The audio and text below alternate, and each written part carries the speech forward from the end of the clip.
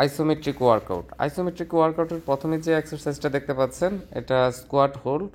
এটা আমরা 30 সেকেন্ড করে করব। তো এই এক্সারসাইজগুলো আমরা তখনই করব যখন আমাদের টুর্নামেন্ট থাকবে। টুর্নামেন্টে আমাদের স্ট্রেংথ ডেভেলপের কোনো কিছু নাই, এখানে আমরা জাস্ট মেনটেনেন্সের জন্য, আমরা টুর্নামেন্টের আগে যে স্ট্রেংথটা ডেভেলপ করেছি সেটা মেনটেনেন্সের জন্য টুর্নামেন্টের সময় আমরা যখন আমরা বিভিন্ন সময় ম্যাচ খেলবো বা ম্যাচের আগে পরে আমরা আইসোমেট্রিক এক্সারসাইজগুলো করব। এখানে আমরা যদি স্ট্রেংথের কাজগুলো করি সপ্তাহে 1 থেকে 2 দিন আমরা ফুল বডি স্ট্রেংথের কাজগুলো করব জাস্ট মেনটেনেন্সের জন্য, সাথে এই আইসোমেট্রিক কাজগুলোও রাখবো। তো সেকেন্ড বলতে বলতে আমাদের সেকেন্ডটা ছিল স্কোয়াটের জাস্ট হোল্ড পজিশন আমরা থাকবো।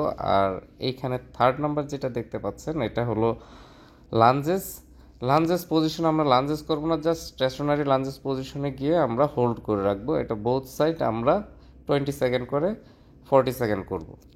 মূলত আইসোমেট্রিক এক্সারসাইজগুলো আমরা যে সারাদিন ম্যাচে থাকি বা আমরা যে স্কিলের কাজগুলো করি তার ফলে যে ইনফ্লামেশনগুলো তৈরি হয় সেটা অনেকটা দূর করে এবং রিকভারির একটা ভালো অপশন এই আইসোমেট্রিক এক্সারসাইজ।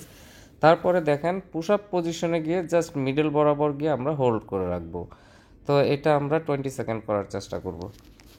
তারপরে পুশ আপের পরপরই আমাদের পুশ আপ পজিশনে যে গ্রিপটা থাকে হাতের সেটা আমরা একটু সামনে দিব, সামনে গিয়ে প্লাঙ্ক পজিশনের মতন এটা হোল্ড করে রাখবো।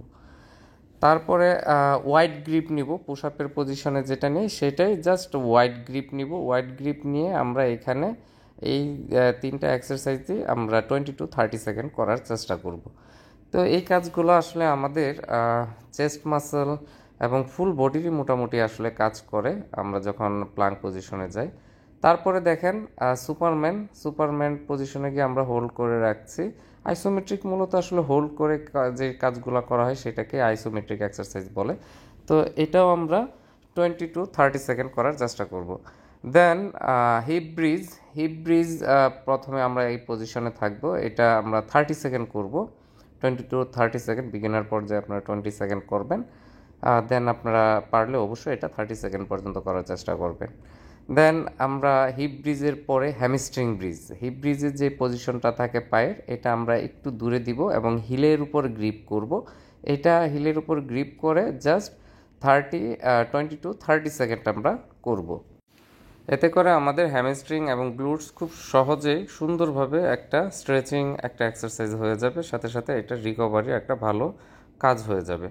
দেন আমরা যেটা করব এটা আমাদের শোল্ডারের জন্য অনেক ভালো, সেটা হলো রিভার্স প্লাঙ্কে আমাদের মাথার পজিশনটা পিছন দিকে দিয়ে দিব, তাহলে এটা খুব সুন্দর হবে এবং শোল্ডার, ফ্রন্ট ডেল এবং চেস্ট, ওভারঅল ব্যাক মাসেলেরও ভালো একটা স্ট্রেচিং হয়ে যায়। ব্যাক মাসেল যেহেতু আমাদের বিগ মাসেল, তো এটা আমাকে অবশ্যই ভালো করে রিকভারির জন্য স্ট্রেচিংগুলো করতে হবে। দেন আমরা যেটা করব এটা আমাদের পালভিক গার্ডেলসের অনেক ইম্পর্ট্যান্ট একটি কাজ, এটা আমরা বোথ সাইড 20 to 30 সেকেন্ড করার চেষ্টা করব।